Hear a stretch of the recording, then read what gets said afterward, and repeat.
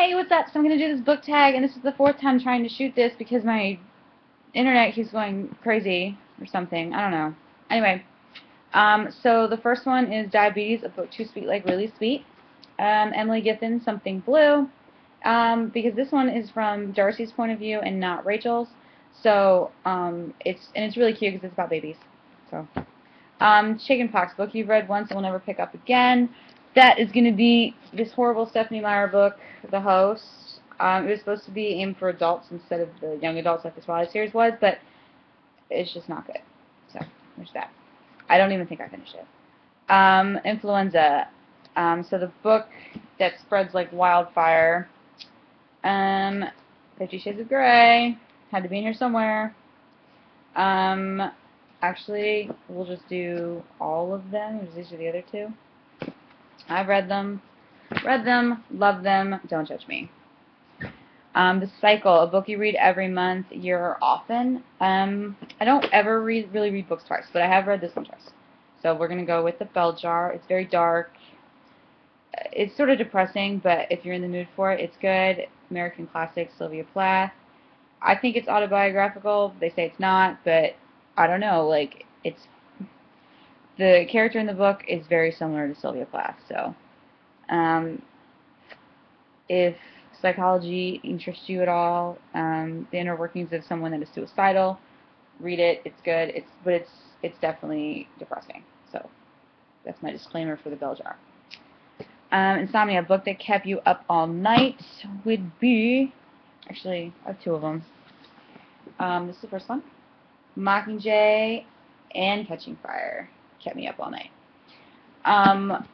The Hunger Games, actually, I read in like, I don't know, I read it really slow. It was like, well, the first half of it, I read it really slow, and then I was trying to finish it before I saw the movie, so, but it did take me a while to read that. But these two, I read this one, I read in probably like 3 or 4 days, and this one I read in a night. So this is the one that literally kept me up all night because I had to know how it ended.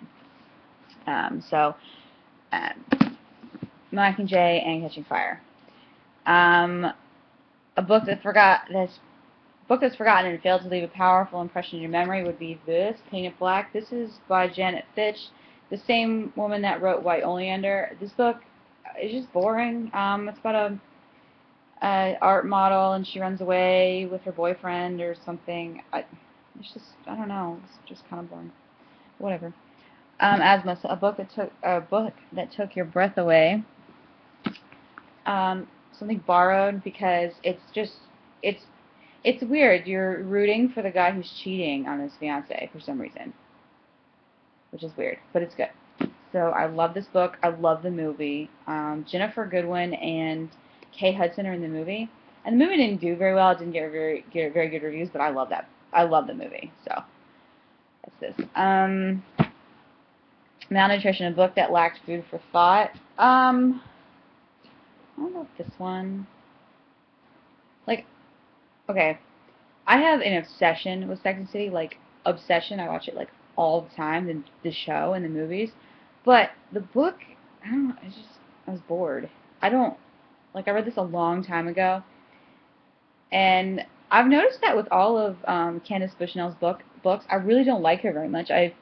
Like, all of her books look really exciting and they sound like they're going to be really good, and then they fall flat. So I'm just not a very big Candace Bushnell fan, which is weird because I have a lot of chick lit books, and I know that Candace Bushnell is a huge chick lit author. I just don't really like her books. So, I mean, I have a few of them, like I have this one, but I don't know. You're just kind of like, eh. So Travel Sickness. A book that took you on a journey through time or to a specific locale on the map. I'm going to go with this, Dead Until Dark. This is the first one of the True Blood books. I have probably the first, like, 7 of these, and I've read most of them, but this one follows the show for the first season pretty well, and then anything after that on the show is completely different from the book. But this one follows the show pretty well. But I guess I like this one because it's set in the South. So I mean, it's in Louisiana, and I think that's kind of cool. And so, you know, reading it, it's sort of like you're kind of there. Like you can feel that it's like muggy there, and without the vampire thing, of course. But so I picked this one, which might be a little bit weird. But yeah, I don't know. It's pretty descriptive of, you know, and they always talk about places and cities, like Shreveport and Bon Ton and stuff, and I've never been to any of those places, so it's kind of cool. I might have picked this one because I've seen what the places look like on the show, so it might be distorting my like opinion of that. I'm not really sure, but I went with this one because I don't really have any other ones that are very like, you know, like set in the past or anything like that. I mean, there's like dystopian novels like this one. I thought about using this one for that. I'm actually not done with this book yet, though. I really haven't read that much of it. I'm only like 100 pages in. I really need to read this. Because this one kind of puts you in the future, which is cool, but I don't know if that's somewhere I actually want to be, because this is, like, dystopian settings are not usually not that cool. Like, in Hunger Games, like, most of it was, like, you wouldn't want to live in District 12. So, anyway, so that's the tag. Whoever wants to do it, do it. I'm going to put this up on my channel. See you later. Bye.